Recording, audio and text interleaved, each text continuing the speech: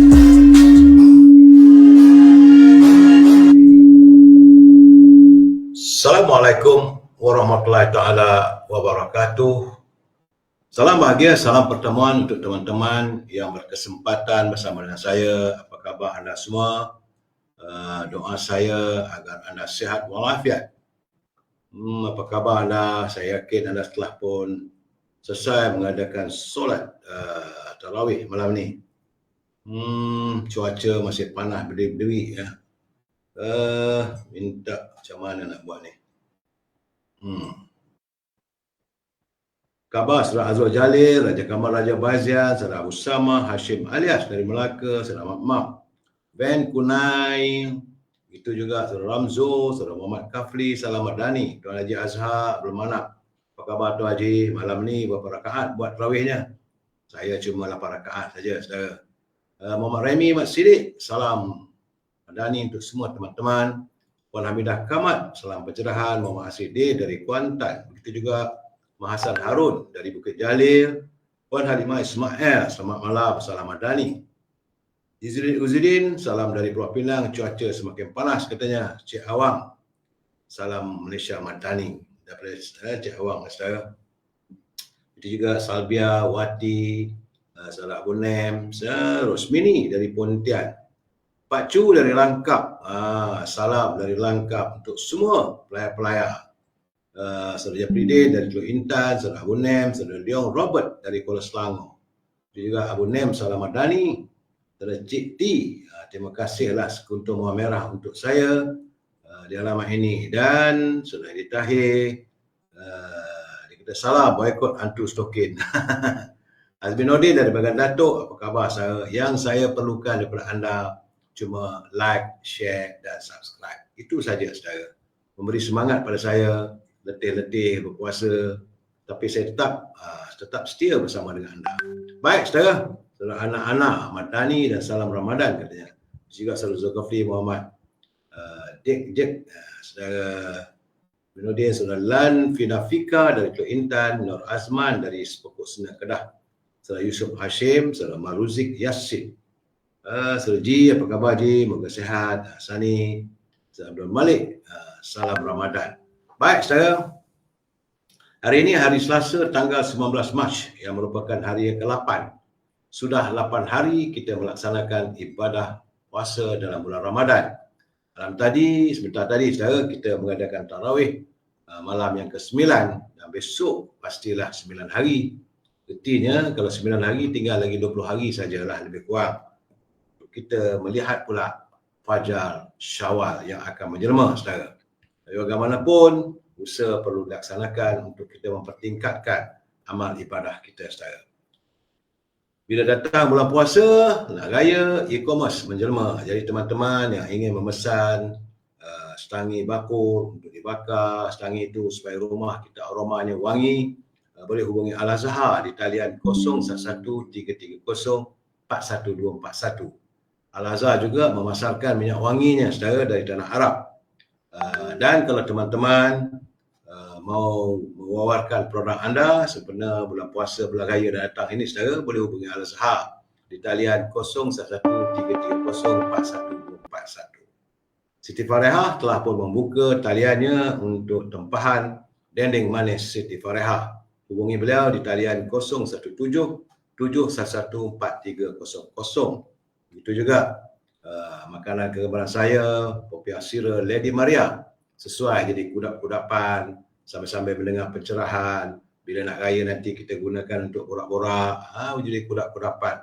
Popiah sira Lady Maria boleh hubungi saudara Nizam di talian 0194351203. Saudara, hari baik, bulan baik, kita masuk segmen naluri kehidupan yang dikirim oleh teman-teman kepada saya. Saya bukanlah, ini bukan kenyataan saya, tapi saya baca curipan teman-teman yang saya lihat ada kebaikannya untuk kita satu ini bersama.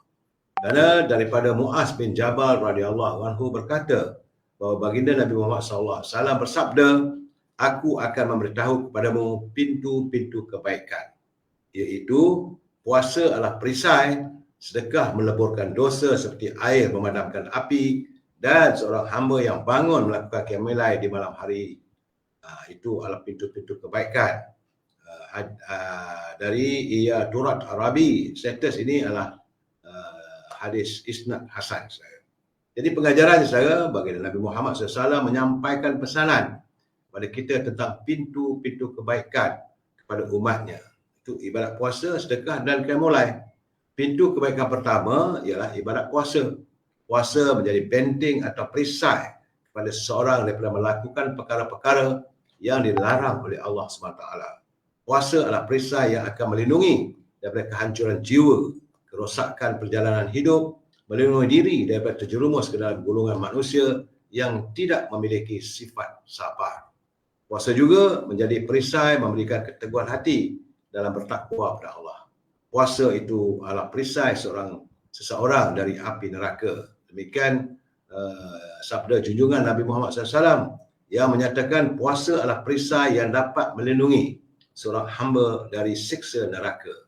Hadis riwayat Ahmad, itu Sahih Al-Jami'i. Jadi persiapkanlah diri kita dengan berpuasa pada bulan Ramadan. Ibadat puasa menjadi perisai buat kita dari api neraka. Sementara pintu kebaikan kedua ialah bersedekah. Sedekah meleburkan dosa seperti air yang memadamkan api. Kita dianjurkan bersedekah khususnya kepada mereka yang memerlukan, seperti derma kepada mereka yang terkesan akibat musibah banjir, gempa bumi dan yang lain. Ini dekat-dekat nak raya ni saudara, kalau ada orang yang dalam keadaan yang sukar, minta bantuan, kita dermalah mereka saudara. Kita derma kepada mereka dengan keikhlasan hati. Sebab mereka juga mahu merayakan keceriaan Aidilfitri nanti. Jadi sebab itu saudara, ambillah kesempatan untuk menyumbang dan menderma. Karena dengan sumbangan itu, kita menjadi pelebur dosa dan penghindar kita dari api neraka. Karena sabda Nabi Muhammad SAW, hindarilah neraka meskipun dengan sebelah biji kurma, saudara. Dan pintu kebaikan ketiga adalah menghidupkan malam dengan qiyamul lail. Antaranya dengan melaksanakan solat sunat malam, kita buat solat tarawih malam puasa, memperbanyakkan zikir dan bermunajat kepada Allah. Semoga amalan ini mampu membina kekuatan rohani kita, saudara. Oleh itu, marilah kita melaksanakan amal-amal yang menjadi antara pintu-pintu kebaikan, iaitu membanyakkan puasa. Bila lepas buka puasa nanti kita buat juga lagi puasa sunat, kita bersedekah dan melakukan qiyamul lail. Moga kebahagiaan itu milik anda, ya saudara. Kita sambung dengan mutiara kata. Ini mutiara kata kiriman Tan Sri Osu Sukam, mantan Ketua Menteri Sabah. Kata Tan Sri Osu, bagi orang yang berpuasa terdapat dua kebahagiaan. Pertama, saat berbuka puasa, sementara kebahagiaan kedua adalah ketika bertemu dengan Rabb-Nya kelak nanti. Bila kita bertemu dengan Allah, bila sampai waktunya nanti, segala pahala yang kita bawa, apa yang kita lakukan sepanjang berpuasa ini, itulah bekalan yang terbaik kita bawa, saudara. Saya lain tak ada tetap mengingatkan pimpinan negara agar jangan berbelanja wang negara tanpa had, kerana kita bimbang negara boleh muflis. Dan pesanan kepada saya teman-teman yang menyunting semula live saya ini dan dimasukkan dalam manual channel, bagi saya tak ada masalah.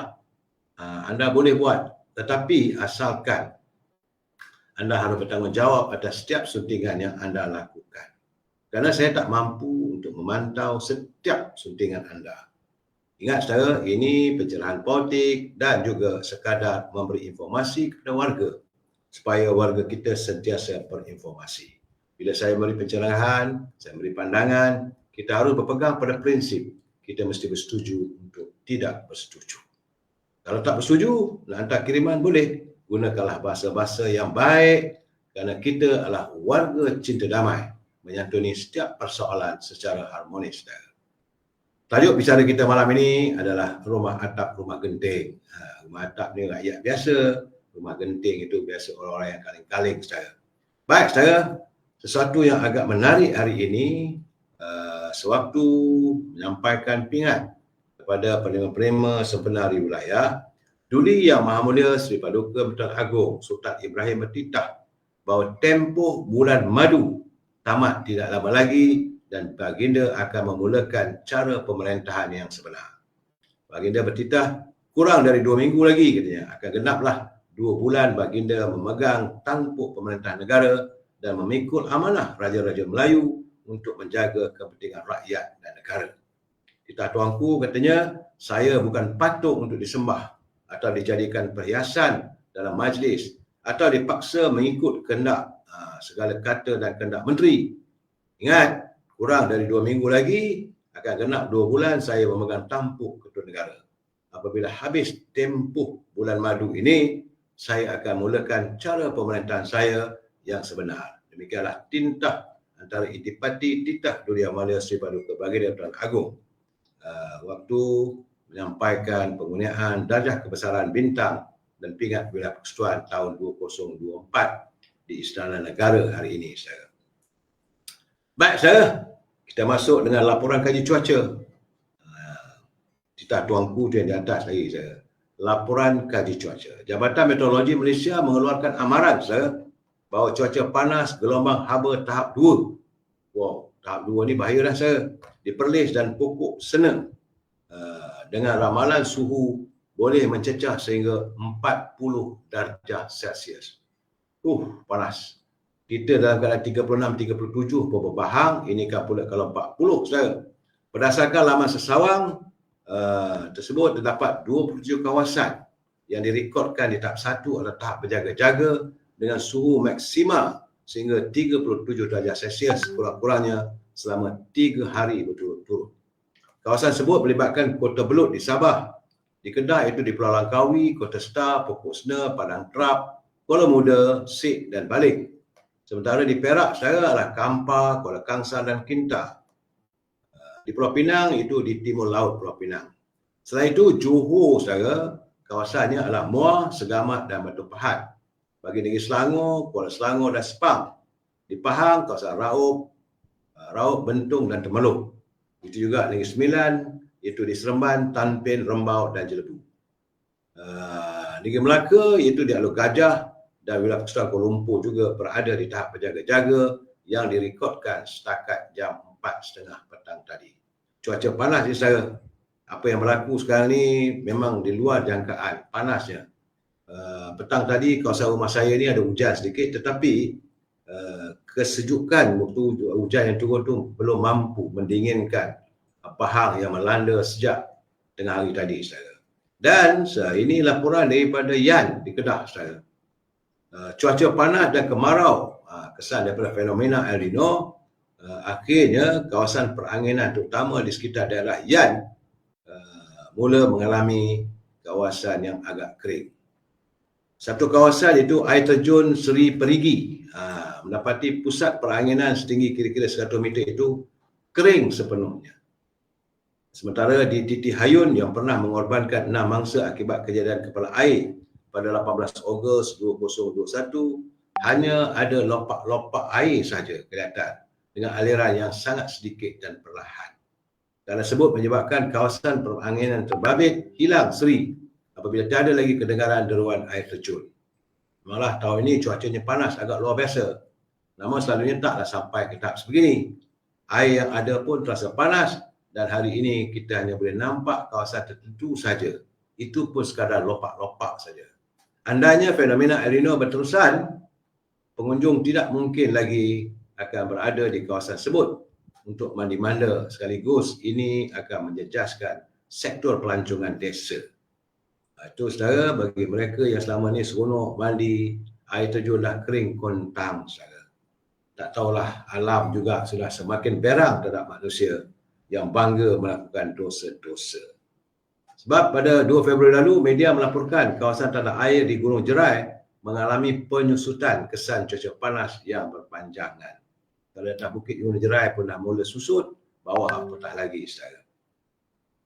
Di Kota Baru, saya mendapat laporan ini kesan daripada kepanasan yang melampau, saudara. Akhirnya sejumlah 2,630 pesawah di Kelantan yang terjejas akibat ketiadaan air berikutan musim kemarau yang melanda saat ini. Demikian menurut pengurusi Lembaga Kemajuan Pertahanan Kemubu, Saudara Muhammad Husin, berkata mereka termasuklah pesawah di 3 kawasan pejabat kadar jajahan yang membabitkan Kota Baru Utara, Kota Baru Selatan dan bacuk, begitu teruk terjejas. Sebilangan kecil pesawah di kawasan PKJ Tumpat, di Pasir Mas dan Pasir Putih turut terjejas. Jadi pesawah terpaksa mendapatkan bekalan air daripada sumber telaga tiup di Bendang, terutama bagi kawasan yang tidak mempunyai sumber air alternatif. Bagaimanapun, pihak KADA sedang memasang beberapa pam sokongan di kawasan sungai yang berhampiran. Terdahulu, lebih 50 pesawah yang mengusahakan sawah padi seluas lebih kurang 200 hektar di kampung Auduri dilaporkan buntu apabila sebagian besar tanaman mereka rosak akibat ketiadaan air berikutan musim kemarau. Pesawah tersebut mendakwa sebagian besar tanaman padi yang diusahakan mereka sejak Disember lalu mulai rosak sejak 2-3 minggu yang baru berlalu saja, manakala sebahagian lagi hanya mampu bertahan seminggu, menyebabkan masing-masing kerugian puluhan ribu ringgit. Mengulas lanjut, Saudara Muhammad Hussein berkata, antara usaha jangka pendek KADA bagi menangani isu berkenaan ialah menyediakan sejumlah peruntukan bagi pembinaan telaga tiup. Selain itu, katanya, KADA juga membekalkan backward pump, iaitu pump mudah alih dan bantuan diesel bagi kegunaan petani di kawasan dilanda bencana. KADA juga sudah ada pam-pam sokongan di kawasan punya sumber air, katanya. Dalam pada itu, beliau tidak menolak kemungkinan hasil pengeluaran padi akan terjejas susulan kesan bencana kemarau.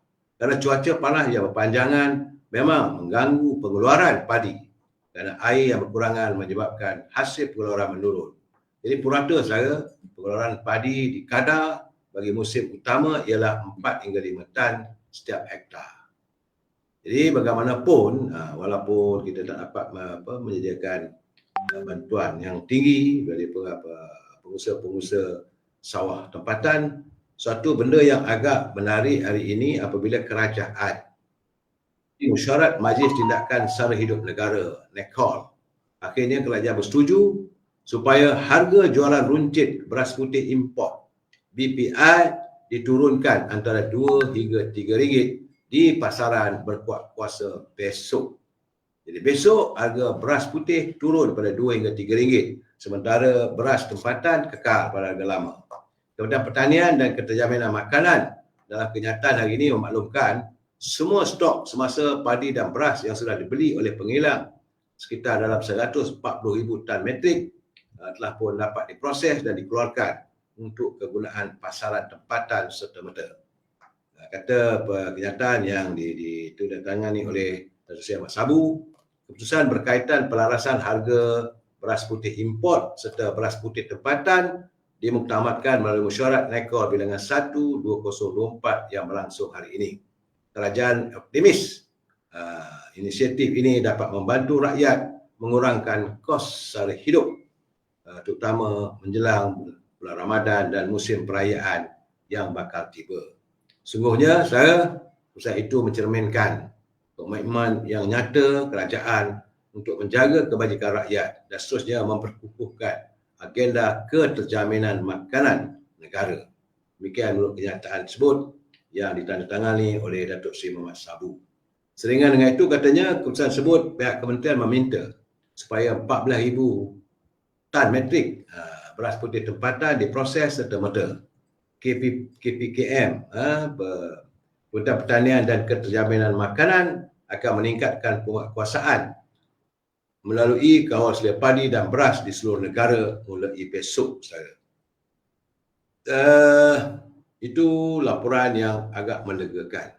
Jadi, saudara tak boleh nak kata tak ada beras lagi ataupun beras mahal dan sebagainya. Beras tempatan masih harga lama dan beras yang diimport dia kurang daripada RM2, RM3. Ya, hampir samalah dengan harga beras tempatan, saudara. Dalam keadaan begitu, dari Alustar saya melaporkan tentang kedudukan bazar di Stadium Darul Aman. Saya agak tertarik bagaimana seorang guru, beliau membuat kerja sambilan berniaga di Pasar Ramadan. Agak menarik saya, dagangan cikgu ini adalah ulam-ulaman. Selain itu, beliau juga menjual sambal belacan yang siap dibungkus untuk menulis cita rasa. Demikian menurut Cikgu Muhammad Faiz Hashim dari Pokok Sedang.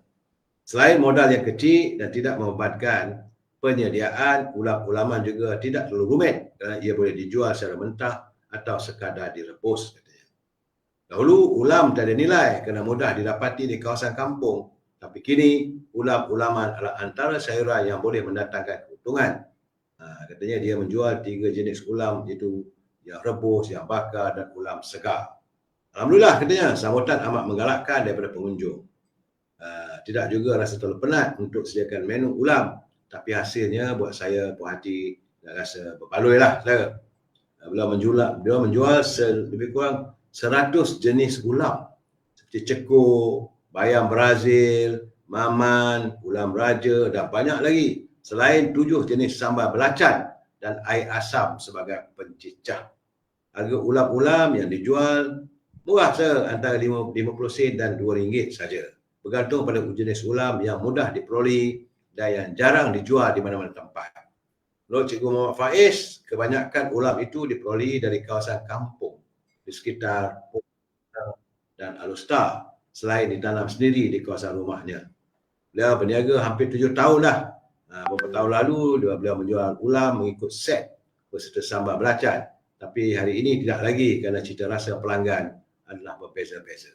Jadi saudara nak makan ubat ini untuk teman-teman yang tinggal di sekitar Alustar, jangan lupa bila pergi ke Pasar Ramadan di Stadium Nurul Aman, ada dijual ulam-ulaman. Ada 100 jenis ulam. Kuala Lumpur tak ada lah benda itu saudara. Saudara Mukhlis Lis kata fakta memang fakta, beras anggur isinya beras tempatan. Kita makan nasi hari-hari, itulah. Jadi Muhammad Yusof baru dia kata ulam dan ikan kering pun dah 2 pinggan. Menurut Dagang Kasir katanya beras tempatan dijadikan beras import. Kemudian harga diturunkan dengan nilai beras import. Mana beras tempatannya katanya. Itu keadaannya. Dan sekarang ni pihak kementerian memantau. Adalah pasti akan ada yang kena tangkap nanti saya. Baik, itu tentang di Pasar Ramadan kawasan Alustar. Laporan dari Jakarta agak menarik saya, kerana negara Indonesia memahat satu lagi rekod baru apabila ia berjaya menganjurkan majlis berbuka puasa yang terpanjang. Majlis berbuka puasa dianjurkan bersama oleh Kedutaan Arab Saudi minggu lalu dan pihak pemerintah Makassar serta Yayasan Islam telah diadakan di Pantai Losari di Makassar. Beribu-ribu umat Islam menghadiri majlis berbuka puasa sepanjang 2.14 km di tepi pantai, sekaligus mendapat pengiktirafan daripada Museum Rekod Indonesia ataupun MURI. Jadi pihak pentadbir MURI menyerahkan anugerah kepada pemerintah daerah Makassar kerana berjaya menganjurkan majlis buka puasa terpanjang 2.14 km saja. Aduh, hebatlah. Tentulah ribuan. Pada awalnya majlis buka puasa itu melibatkan jarak 25 km atau 2,500 meter. Namun pihak penganjur gagal mencapai sasaran awal yang tak itu. Begitupun Barisan Ajudan Kuasa MURI tetap memberikan sijil. Dan keadaan begitu, tahun lalu Indonesia mencipta rekod membentang meja terpanjang dalam majlis berbuka puasa yang diadakan di Padang, Sumatera dengan dihadiri oleh 8,000. Hari ini tentulah lebih daripada itu, saudara. Kita macam mana, saudara? Saya lihat masih lagi di Pahang, di Kuantan, Padang masih digunakan untuk orang berbuka puasa berserak juga. Itu juga di Putrajaya dan sebagainya.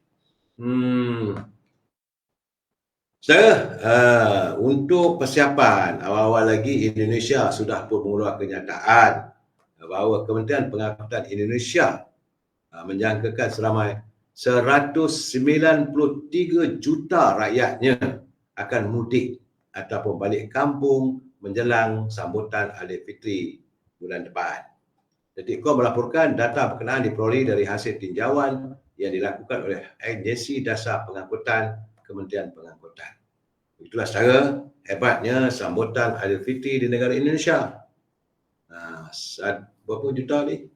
193 juta warga kota akan berpusu-pusu pulang ke desa ataupun mudik ke desa. Itulah keadaannya, negara kita tak tahu lagi. Tapi bagaimanapun saya dipahamkan tiket-tiket lah pun ditempah, tiket-tiket kereta api dah habis lah katanya. Tapi di Indonesia bayangkanlah kalau 193 juta orang akan mudik. Mudik lebaran. Mudik itu dalam bahasa Indonesia itu pulang di hari lebaran. Itulah laporan yang saya terima khabar dari Jakarta. Bagaimana di Gaza, saya saat kita menyambut kemungkinan hadirnya Aidilfitri yang cukup meriah, mengadakan sambutan bulan puasa. Saya agak kecewa apabila hari ini mendapat berita daripada Beirut, apabila pemantau perang berkata Israel sekali lagi telah pun melakukan serangan, menyerang gudang menyimpan senjata untuk kumpulan Hezbollah Lebanon di Syria. Israel sebelum ini melancarkan ratusan serangan udara di Syria sejak perang saudara meletus pada 2011 dengan menyasarkan tentera yang disokong oleh Iran termasuk Hezbollah serta kedudukan tentera Syria. Serangan tersebut juga meningkatkan lagi kekecewaan, kecederaan yang banyak. Sumber tentera yang dipetik oleh media kerajaan Syria melaporkan pencerobohan udara Israel menyasarkan beberapa kedudukan tentera berhampiran dengan kota Damsyik. Pusat yang berpengkalan di Britain berkata serangan itu adalah kedua seumpamanya dalam tempoh 2 hari selepas serbuan sama diadakan kemarin. Ini menyerang depot senjata Hezbollah dan tapak berasingan yang berhampiran dengan kota Damsyik. Dalam saat-saat kedamaian rakyat yang dicari, dunia seharusnya menghormati kehadiran bulan Ramadan, tapi tentera Zionis masih lagi dahagakan untuk meneguk darah umat Islam di Gaza, di Semenanjung Barat, termasuklah di Syria. Sebab itu, Ketua Agensi Kerja dan Bantuan Pertubuhan Bangsa-Bangsa Bersatu bagi Pelarian Palestin UNRWA hari ini menggelar krisis kebuluran di Semenanjung Gaza adalah disebabkan buatan manusia. Kerana beliau mereka terbabit dalam perlumbaan melawan masa untuk cuba mengembalikan kesan kebuluran yang merebak dan kelaparan yang tinggi di Semenanjung. Kita di sini banyak makanan yang terbuang, tersisa, tapi di Gaza rakyat sudah pun dicengah kebuluran, tiada makanan saya. Krisis itu boleh diselesaikan, kata sumber tersebut, kalaulah pengecatan perang dapat dilaksana. Saya sedih saya melihat gambaran anak-anak kecil yang mengharapkan mendapat pelayasan makanan. Ibu-ibu memasak makanan, mereka tak ada rumah dah. Mereka sekarang ni tinggal dalam kemah-kemah. Jadi bila melihat begitu, samalah seperti kehadiran warga Yahudi ke negeri Palestin satu ketika dahulu. Awal-awal mereka datang ke Palestin, mereka cuma tinggal dalam kemah. Tapi hari ini penduduk tempatan, warga tempatan pula yang terpaksa duduk berkampung dalam kemah, sementara mereka enak hidup bergelumang dengan segala kemaksiatan dan melakukan pencerobohan demi pencerobohan terhadap rakyat Gaza. Itu yang berlaku sekarang. Saya harus mengharapkan kita insaf, kita sedar bahawa rejim Israel sekarang ni dulu mereka datang duduk di kemah. Hari ini mereka duduk di rumah-rumah hebat yang berhawa dingin dan sebagainya, tetapi rakyat Palestin terpaksa tinggal duduk dalam kemah menadah makanan bagaikan pengemis di bumi sendiri. Inilah yang terjadi di Palestin. Semoga ini menimbulkan kesedaran kepada kita, saudara. Sebab itu sekarang ini dari Washington saya mendapat laporan bahawa Presiden Amerika Joe Biden memberi amaran kepada Perdana Menteri Israel Benjamin Netanyahu kerana katanya serangan darat di Rafah akan merupakan satu kesilapan lagi yang dilakukan oleh rejim Zionis. Netanyahu pada mula bersetuju dengan permintaan Biden untuk menghantar sepasukan pegawai keselamatan Israel ke Washington untuk menerangkan keadaan sebenarnya. Artinya Netanyahu masih lagi tak mau berarah walaupun bapa angkatnya memberi bantuan dan sebagainya, mengarahkan supaya diadakan gencatan senjata, tapi dia tak perlu dah. Dia sudah berada dalam suasana kemabukan darah warga Palestin. Bagaimanapun, Biden masih meminta Netanyahu supaya mendengar kebimbangan masyarakat Amerika Syarikat kerana rancangan berhubung Rafah dan Amerika membentangkan pendekatan alternatif yang membabitkan serangan bersasar ke atas pemimpin Hamas saja. Tekanan daripada Amerika Syarikat dan masyarakat antarabangsa, malah penduduk Israel sendiri terhadap Netanyahu semakin memuncak disebabkan angka kematian di Gaza terus meningkat dan krisis kemanusiaan semakin memburuk. Kedegilan Israel enggan mendengar nasihat Amerika yang juga sekutu kuatnya menimbulkan masalah kepada Biden yang kini turut bimbang isu itu akan menjejaskan peluangnya pada pemilihan Presiden Amerika Syarikat November mendatang. Saudara, jangan lupa saudara, sekarang ni rakyat Amerika pun tengah marah pada Joe Biden kerana Amerika adalah merupakan sekutu Israel, membekalkan wang, membekalkan senjata kepada Israel dalam peperangan dengan Palestin. Itulah yang berlaku saudara. Di saat kita di sini masih ada yang bahagia, gembira, menyambut hadirnya Ramadan, banyak makanan-makanan tersedia, tapi saudara kita di Palestin hidup dalam kebuluran. Insaflah saudara. Kalau ada derma-dermalah. Silalah hantar derma anda ke tabung pelarian Palestin melalui Wisma Putra di Kementerian Luar Negeri saudara. Itulah yang dapat kita lakukan. Saudara. Baik, kembali ke tanah air saudara, dalam saat-saat begini kita masih lagi bermasalah. Kita masih lagi bermasalah. Saya mengatakan isu sarung kaki yang adanya logo nama Allah itu, saya bimbang bahawa isu ini ialah merupakan isu semata-mata untuk mewujudkan suasana politik yang tidak stabil. Sebab itu dulu yang Yang Ustaz Agung, Ustaz Ibrahim baginda itu muka serta menzahirkan perasaan duka cita berhubung isu penjualan sarung kaki yang tertera kalimah Allah di sebuah rangkaian kedai serba-nika. Seperti baginda bertitah sewaktu berangkat ke istiadat pembukaan pegang ketiga Parlimen bulan lalu, baginda mengingatkan bahawa semua lapisan masyarakat supaya menjaga keharmonian negara dan tidak memainkan isu sensitif yang melibatkan agama, kaum dan raja-raja. Jadi itu baginda bertitah, baginda mahu sekeras-kerasnya tindakan diambil terhadap mana-mana pihak yang didapati bersalah dalam isu ini berdasarkan siasatan pihak berkuasa. Kalimah Allah itu, titah tuanku, dipandang sangat tinggi pada sanubari umat Islam. Tahaman pula kita kini berada di bulan Ramadan. Jadi tidak patutlah timbul perkara yang membangkitkan kemarahan. Titah tuanku, saya baru saja menegur dan mengingatkan akan kepentingan rakyat berbilang bangsa bersatu padu dan menghormati antara satu sama lain. Dalam titah sulung saya di Parlimen, titah tuanku, sama ada disengajakan ataupun tidak, sama ada ia diimport atau dikeluarkan di kilang tempatan, saya mahu penguatkuasa siasat dan ambil tindakan sekeras-kerasnya mengikut lunas undang-undang yang ada supaya pisang tidak berbuah dua kali. Titah tuanku. Yang di-Pertuan Agong juga bertitah adalah tidak masuk akal sebab syarikat dengan kaki tangannya terdiri daripada warga negara Malaysia tidak peka dengan perkara dengan sebut saya. Jadi sudah sekian lama kita hidup dalam sebuah negara majmuk. Kesilapan isu agama dan kaum segini tidak boleh diterima dan dibenarkan untuk berlaku. Titah tuanku. Nampak gayanya Agung begitu serius.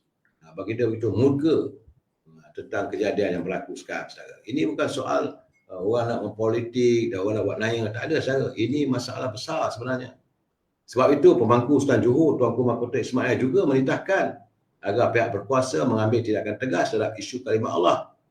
Tuanku Mahkota Ismail bertitah langkah itu perlu diambil bagi memastikan isu seperti itu tidak akan berulang. Ini kerana katanya ada kilang itu berada di Johor. Titah tuanku, kalimah Allah adalah kalimah suci yang sangat tinggi di hati umat Islam. Jadi sebab itu titah tuanku bahawa ini saya menggesa pihak berkuasa untuk mengambil tindakan tegas mengenai isu berkenaan dan memastikan isu seperti ini tidak akan berulang lagi. Isu ini tak boleh dipandang remeh, kata Tengku Mahkota. Saya memandang serius isu ini dan berharap perkara ini tidak mengganggu gugat keharmonian negara. Itu dalam kiriman media sosialnya, saudara. Jadi dalam keadaan begitu, saya agak tertarik hati juga dengan kenyataan sahabat saya. Iaitu saudara Ghulam Muzaffar, selaku Ketua UMNO bahagian Batu, merangkap Ketua Perangai UMNO wilayah.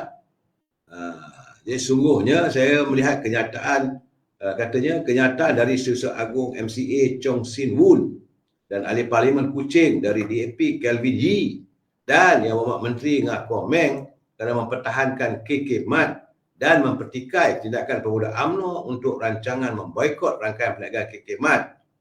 Dia katanya, 3 of you just shut up. You were dull. Marah betul nampaknya.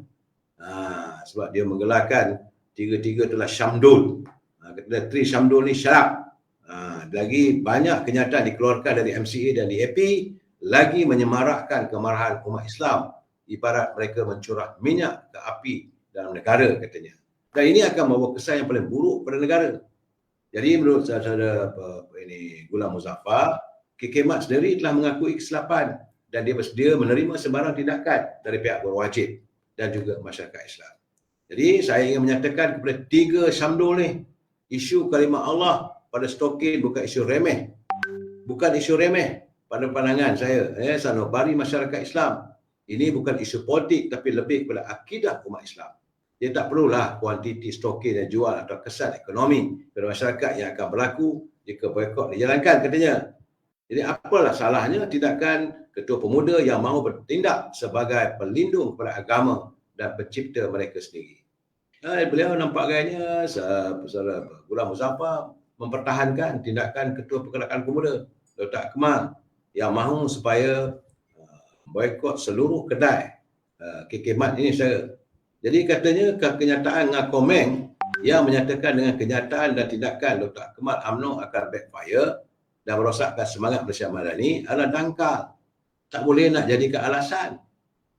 Tak boleh nak jadikan alasan kerana UMNO berada dalam kerajaan perpaduan, maka kenyataan Dr. Akmal itu dilihat boleh merosak hubungan. Hubungan bagaimana? KK Mat bukan ahli anggota parti DAP, bukan ahli anggota MCA dan sebagainya. Dia sebagai rakyat biasa, bila dah buat silap. Jadi apa yang dilakukan oleh Dr. Akmal itu satu benda yang tegas dan jelas. Jadi katanya sebenarnya menurut saudara Muzaffar lagi, dia kata sebenarnya saya ingin nyatakan tindakan 3 Syamdul inilah yang akan merosakkan konsep Madani kerana menghalalkan sesuatu perkara yang terbukti salah atas alasan yang remeh. Soalnya apakah kerana pengasas KK Mat itu berbangsa Cina, maka 3 Syamdul itu bangun mempertahankannya. Saya melihat sekarang ini dah jadi masalah, seolah menjadi masalah resis. Isunya kalau Dr. Akmal dia menjelaskan mengatakan boikot saja. Tak payah kita pergi kedai itu. Ini bukan soal resis, ini soal mereka melakukan penghinaan terhadap agama kita. Sebab itu kata saudara Ghulam Muzaffar, last but not least, quote for the 3 Syamdul. If you really want to be different, you better keep quiet, shut up and be a good person on the inside. Keraslah kenyataan daripada saudara Ghulam Muzaffar yang minta supaya 3 pimpinan muda daripada MCA dan juga DAP ini lebih baik diam, tak payah nak campur urusan orang lain, katanya. Tapi satu yang agak meragui saya, ini memang saya ragu. Sebab apa? Bila saya menatap satu video, itu tokeh pemilik kedai KK Mat, itu bernama Ahok. Dia bercakap dalam bahasa Melayu. Dia memakai baju Melayu. Siap dengan bersamping. Bicaranya lunak.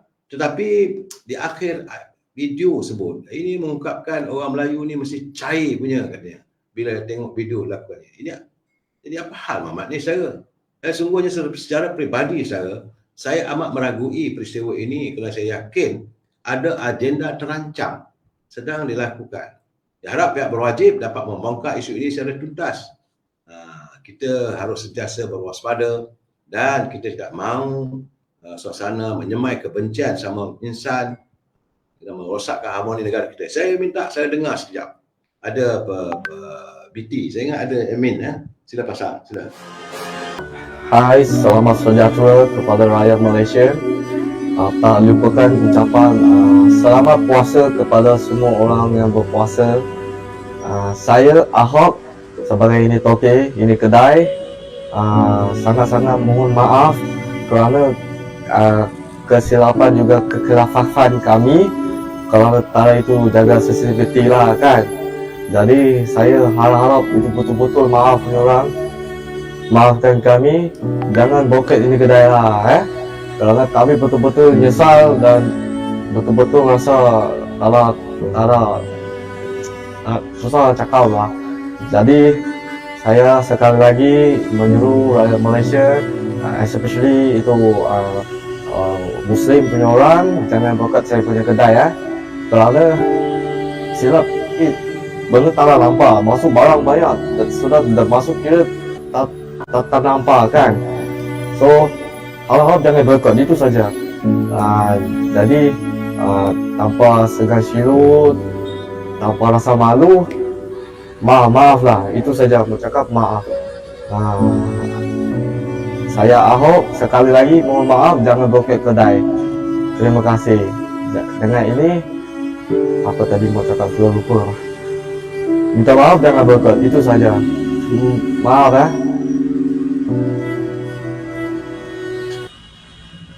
Nah, pasti mereka maaf punya. Kita Melayu baju pakai mah. Gini Melayu cuma cairnya. Itu dapat dong lekot itu.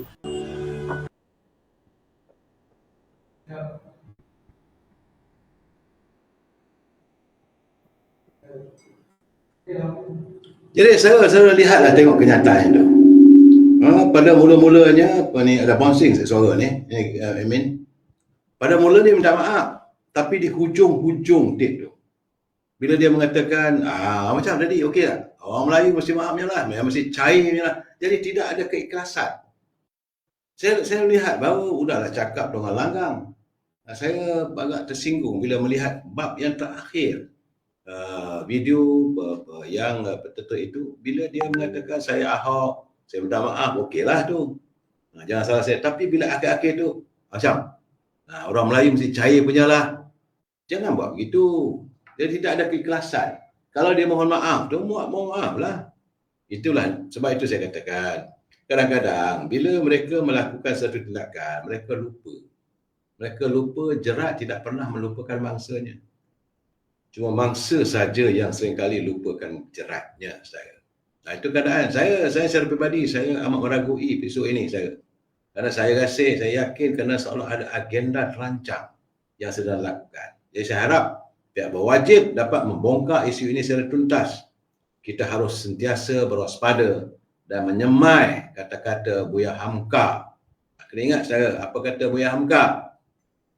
Ketika dulu dia kata, di saat Allah dan agamamu Islam dihina dan kau masih berpeluk tubuh, maka gantikanlah pakaianmu dengan kain kafan. Artinya mati lebih baiklah kalau kita tak bangun untuk memperjuangkan bangsa kita, agama kita. Jadi saya lihat tadi kenyataan VT tadi amat, saya juga tak senang saya. Jadi saya tak dapat keikhlasannya. Itu saya haraplah. Sudah syukur Alhamdulillah. Dia kata pemimpin PAS tak bunyi pun, itu keadaan mereka lah. Sebab Mazlin Mat Jani dia kata dia wayang je, betul lah. Dia wayang, saya selamat nasib. Jaga bahasa baik saya. Jangan guna bahasa-bahasa segitu. Nampak? Saya sekarang ni dah kena ganggu pula. Saya jangan betulkan TV anda. Baru sebut sikit ni. Dia dah terganggu. This media to technical error. Admin macam mana ni? Admin. Okey Dia terganggu saya nampak ni. Pada ni. Pada master saya. Jadi kita bukan nak memuaskan hati saya. Kita bukan emosi. Cuma kita mahu kalau boleh pihak berwajib melakukan siasatan sepenuhnya. Sebab saya macam bila mereka pihak berkuasa, saya dipahamkan di Batu Pahat kerana gerai ataupun gudang yang menghantar bekalan stokin ataupun sarung kaki ke kedai-kedai tersebut itu di Batu Pahat. Maka pihak polis telah pun menyerbu ke kawasan penindasan di Seri Gading dan polis menemui cuma 5 pasang stokin saja yang tertera kalimah Allah. Jadi menurut Ketua Polis Daerah Batu Pahat, Asisten Komisioner Ismail Dollah, katanya hasil siasatan mendapati kelima-lima pasang stokin itu adalah yang dipulangkan oleh 3 kedai sebenika kikemat di Bandar Sunway. Dia katanya siasatan awal mendapati stokin itu ditempah daripada sebuah syarikat di China dan kilang berkenaan hanya terbabit dalam pembungkusan dan pengedaran untuk pasaran tempatan. khususnya untuk kedai sebenika KK Mart. Jadi katanya operasi yang merupakan anggota polis dari pihak polis kontijen Johor, dari pihak polis daerah IPD Bertepahat, mereka telah menjalankan pemeriksaan ke atas 16 bandel stokin yang diimport daripada China. Jadi daripada dalam 16 bandel itu terdapat 18,800 pasang dan polis tidak menemui stokin baru yang tertera kalimah berkenaan setakat ini. Jadi itu gambaran yang diberikan. Untuk itu membuka 3 kertas siasatan berhubung isu tersebut.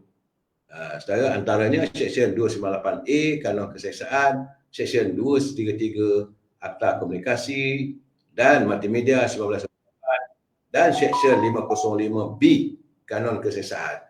Siasatan juga selari dengan siasatan dijalankan oleh unit siasatan terkelas Bukit Aman katanya. Siasatan lanjut masih dijalankan dan pemeriksaan ke atas semua stokin diimport dari China dijangka selesai lah katanya.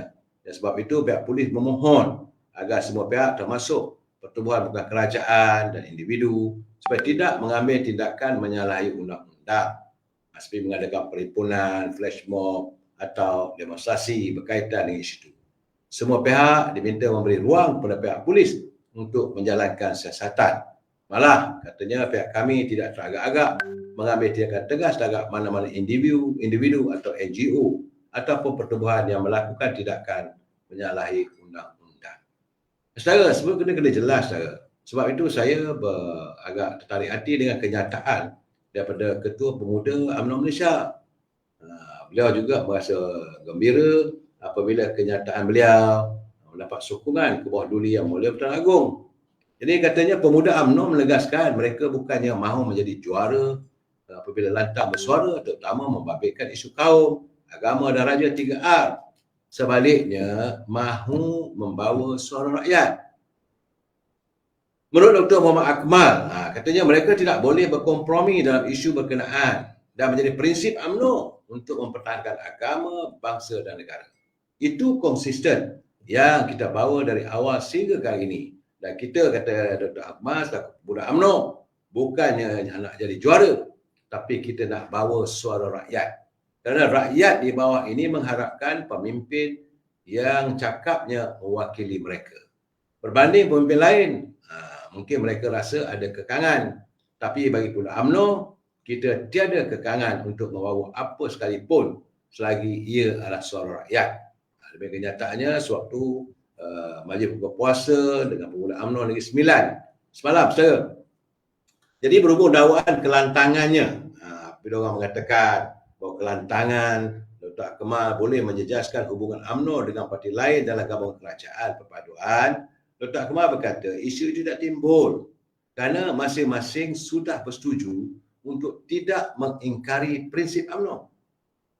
Malah katanya tindakan sama akan turut dilakukan oleh pihaknya sekiranya ada mana-mana individu dalam parti kerajaan perpaduan yang didapati membuatkan rakyat tidak selesa. Pemuda akan terus bersuara, saudara. Tegasnya semua pihak sepatutnya melihat siapa yang memulakan isu sensitif negara ini. Dan pemuda UMNO hanya bersuara untuk mempertahankan apa yang berlaku. Kita pertahankan, kita bukannya memulakan. Kita pertahankan, kita bukan memulakan. Kita bukan juga nak mencari gaduh, tapi kita nak memperbetulkan. Bila kamu dah buat benda yang salah, maka kamu kena hadaplah, katanya. Sebab itu bila turun beritahu meskipun berdapat ugutan dan cacian daripada setengah pihak, namun ia sedikit pun tidak mematahkan semangatnya untuk terus bersuara pada isu yang menyentuh hati masyarakat Islam. Kita bukannya mahu mengenakan mereka, tapi kita mahu memberi pengajaran dan tindakan yang perlu diambil perlu tegas. Kalau kita tak mahu buat macam ini, maka orang tidak akan hormat lagi perpaduan kaum yang ada di negara ini. Dan akan ada saja yang bertikaikan itu dan ini. Bila pengajaran tegas, semua orang akan mula berfikir yang mereka perlu lebih berhati-hati dan menjaga perpaduan yang ada di negara ini, katanya. Jadi Dr. Akmal, dia tidak segan dan silu, dia akan terus bersuara dan untuk terus bersuara. Saya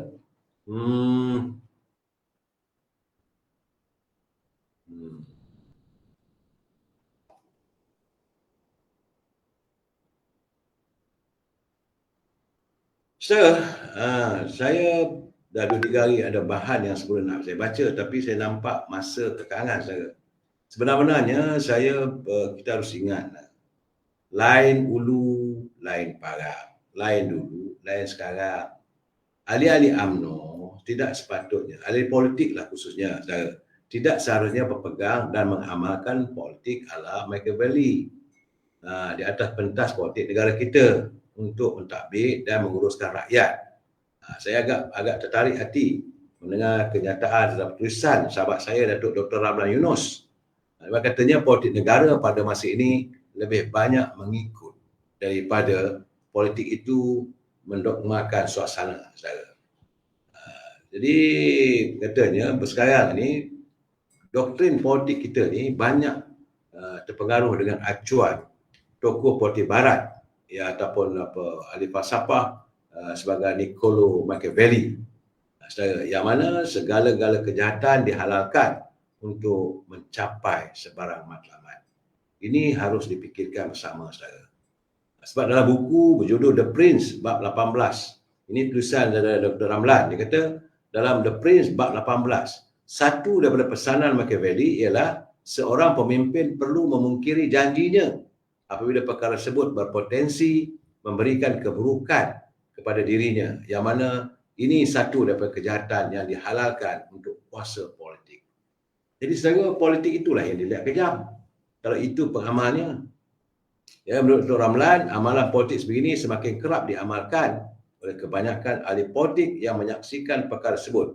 Dan kita boleh lihat bukan saja ketika melakukan kempen pilihan raya dalam pilihan raya negeri, tapi juga dalam pengurusan dan pentadbiran kerajaan. Banyak isu yang membebankan rakyat sejak akhir-akhir ini seperti kos harga hidup, pencerobohan kediaman penduduk dan kenaikan harga barang. Tapi pihak-pihak tertentu mereka kadang-kadang bijak dalam penggunaan retorik politik untuk mengalihkan perhatian. Jadi apa yang lagi menyedihkan ialah apabila setengah ahli politik mengambil kesempatan untuk menunggang isu-isu sebegini untuk kepentingan diri, di mana rakyat yang dijadikan sebagai mangsa keadaan. Ya, teori pecah dan perintah inilah yang harus kita nafikan, yang harus kita ketepikan. Saudara, lama juga saya tak bercakap. Ini kita tajuk bicara kita adalah rumah rakyat ini, rumah atap rumah apa ini? Tajuk saya malam ini sebenarnya rumah atap, rumah genting. Rakyat ni saudara hidup dalam rumah atap. Ada orang lain hidup dalam rumah genting. Sebab saya agak menarik bila membaca catatan media sosial yang memaparkan kekayaan anak Dr. Mahathir.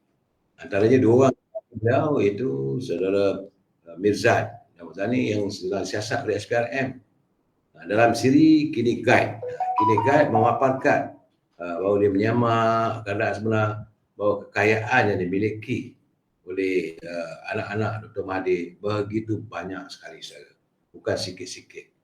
Menurut Bloomberg dalam laman web Alumni University of Pennsylvania, memanglah Mirzad pernah bekerja untuk bank pelaburan yang berpekalan di Amerika Syarikat, iaitu di Salomon Brothers.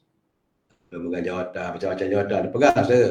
Tapi Forbes menyelarikan antaranya macam Muzani diletakkan sebagai orang yang ke-9 terkaya di negara ini dengan kekayaan melebihi 4.22 bilion daripada industri minyak. Asia Week menilai pegangan Mirzad pula dalam syarikat awam saja melebihi 880 juta dolar Amerika. Pencapaian utamanya di Malaysia selepas pulang dari Amerika Syarikat adalah dalam konsortium perkapalan itu pendahulu pada KLB. Jadi menurut kenyataan KLB 1999, Mirzad berjaya meningkatkan perolehan daripada 100 juta tahun 1995 kepada 470 juta 1996. Dan lebih daripada 4 kali ganda perolehannya dalam hanya setahun. Ia mencecah 730 juta pada kemuncaknya pada tahun 1997. Malangnya, pengambil alihan pengembangan agresif syarikat itu meletakkannya di bawah tekanan hutang yang ketara dan ia terjestruk oleh permulaan krisis kewangan Asia 1997. Liability-nya meningkat kepada 400 juta. Sebagai sebahagian daripada tuntutan ke mahkamah yang berterusan, waktu itu Menteri Kewangan Dr. Anwar Ibrahim mendakwa Dr. Mahathir telah cuba menyelamatkan syarikat yang mengalami masalah kewangan, itu syarikat Nissan. Itu keadaan saya. Jadi kalau sekarang ni kalau ikut tengok, saya nampak cerita dua beradik ni kaya saudara. Kekayaan mereka tak boleh nak dibayangkan lah. Berbilun-bilun. Bukan seorang. Boleh dikatakan semua anak-anak Dr. Mahathir mempunyai kekayaan yang berbilion ringgit. Jadi rakyat bagaimana? Takkan kita rakyat mau terus hidup di rumah atap sedangkan mereka duduk dalam rumah genting yang hebat saudara. Saya dalam keadaan begini, saya haraplah agar ada keinsafan pada kita, pada pemain-pemain politik. Yang paling penting, jangan menipu rakyat. Cukup-cukuplah rakyat dipermainkan. Saya dah bercakap kali-kali dulu saudara. Jangan sesekali kita menjual nama Melayu. Konon-kononnya untuk menggapai kuasa, maka Melayu dijaja. Demi Melayu mesti bersatu. Tapi bila mereka dapat kuasa, Melayu dilupakan. Unjuran politik begini saya tidak bersetuju. Mungkin saya cakap dalam bulan Ramadan ni slow sikit, saya tak cakap keras. Kerana dalam bulan puasa ni tak elok kita cakap keras-keras. Kita selembut begini pun, kalau orang tak faham juga tak tahulah saya. Keadaannya kita mesti melihat bagaimana kekayaan itu tidak seharusnya dimiliki oleh individu-individu saja. Rakyat tidak boleh harus diizinkan hanya sekadar menjadi penonton atas lakonan politik mereka. Keadaan sekarang ni saya Cik Mat dia kata perkara begini pasti berterusan, lihatlah sendiri nanti katanya. Jadi kita mengharapkan agar ada dia punya titik noktahnya. Cukup-cukuplah saudara. Cukup-cukuplah rakyat mengalami kehidupan yang tenang, tetapi dalam keadaan yang cukup perit. Saudara, ya Pak Cu dia kata selembut ambul pagi. Saya cukup cakap selembut supaya orang faham bahawa saya tidak mahu melihat rakyat dijaja, rakyat seolah ditipu oleh orang-orang politik. Mereka menaruh harapan begitu tinggi. Hari ini saya lihat apa berlaku di Dewan Rakyat. Perbincangan Dewan Rakyat yang sepatutnya membincangkan untuk menasihat rakyat. Saya berterima kasih kepada Abang Mat kerana dapat mengurangkan harga beras misalnya saya. Tetapi yang lain, apa yang berlaku di Parlimen hari ini, perbalahan lagi antara pimpinan daripada PAS dengan DAP dan masa di Dewan Rakyat terbuang begitu saja. Kita sekarang ni dalam keadaan yang tidak cukup waktu untuk kembali menyantun ekonomi negara. Dunia hari ini mengalami kemerosan ekonomi yang cukup serius. Tapi kita seolah-olah macam tak ambil pandang. Benar, negara kita ini negara kecil saja. Rakyat kita tak ramai, 33 juta saja. Sedangkan hasil negara bumi kita ini berbilion-bilion nilainya. Tapi apakah hasil itu hanya boleh dibolot oleh orang-orang tertentu saja? Sepatutnya rakyat keseluruhan, mereka yang lahir di bumi bertuah ini seharusnya menerima segala ganjaran. Tapi ini tidak berlaku saudara. Apa yang kita lihat anak pribumi kadang-kadang diketepikan. Itu yang selalu saya utarakan kenyataan. Bahawa kita jangan sampai ke tahap dagang lalu nasi ditanakkan. Nasi ditanakkan. Kera di hutan disusukan. Anak di rumah mati kelaparan. Cukup-cukuplah. Jadi pimpinan harus ada kesedaran di hati mereka. Carilah upaya. Fikirkanlah, ini sempena bulan baik, hari baik ini cukup-cukuplah berpolitik. Jangan kita santuni politik ini dengan kebencian. Warga tidak suka melihat adanya perbalahan. Memang saya tahu live saya ini kadang-kadang tak seronok dengar. Sebab saya tak suka maki orang. Kalau saya nak cari penonton, viewer saya nak cari 1 juta orang, boleh. Tapi buka aja halaman maki orang, buat cerita bohong. Tapi bukan itu matlamat saya. Matlamat saya dari awal lagi, ini masuk tahun kelima. Saya mewujudkan bicara ini lain hanyalah semata-mata untuk menyedarkan warga bangsa saya. Sebab saya pernah melihat bagaimana keturunan Datuk Nenek saya, penghinaan dilakukan apabila negara kita terjajah. Saya membaca, menatap buku-buku sejarah, bagaimana kehidupan dan saya melalui kehidupan pasca kemerdekaan. Hidup yang susah, saudara, bukan hidup yang senang. Tapi hari ini kita dah ada lega sedikit. Warga hari ini yang duduk dalam menjadi kota raya, saya panggil sebagai gated society, mereka hidup senang dan mereka sudah lupa pada diri sendiri, mereka sudah lupa pada untuk bersyukur pada Allah SWT. Jadi apa yang mereka lakukan saban hari memikirkan soal duit. Itu saja. Saya khawatir bahawa petaka yang akan diturunkan oleh Allah akan membuatkan negara kita dalam keadaan yang tidak baik. Itu yang saya takut. Sebab itu saya tiap-tiap hari saya mengingatkan pimpinan negara, janganlah berbelanja wang negara tanpa had. Tanpa had tu maksudnya hanya di kalangan kroni saja. Cukup-cukuplah. Kalau ada wang, simpan untuk masa depan. Sebab itu saya sehingga saat ini saya masih menyanjung kepimpinan Tengku Razak Hamzah. Ikhlas, jujur perjuangannya. Semata-mata untuk rakyat. Lain tak ada, bukan untuk diri sendiri. Tapi kadang-kadang orang baik begini dilupakan begitu saja. Saya haraplah saya, hari baik, bulan baik sebegini, marilah kita santun semula ukhuwah perpaduan bangsa kita ini. Kita jadikanlah bangsa kita bangsa yang benar-benar mantap, bangsa yang benar-benar dominan di bumi yang penuh kesuburan ini. Soal dagang lalu, janganlah kita nakkan nasi, tapi bolehlah kita berkawan dengan mereka, tak ada masalah. Tak ada masalah. Hiduplah dalam sebuah negara yang harmonis. Inilah bumi yang kita cintai. Inilah bumi merdeka yang kita warisi. Warisilah kemerdekaan ini dengan hati yang jujur dan suci untuk memastikan anak bangsa tidak terjajah lagi. Jumpa lagi besok saya. Wabillahi taufiq wa hidayah. Assalamualaikum warahmatullahi taala wabarakatuh. Selamat malam.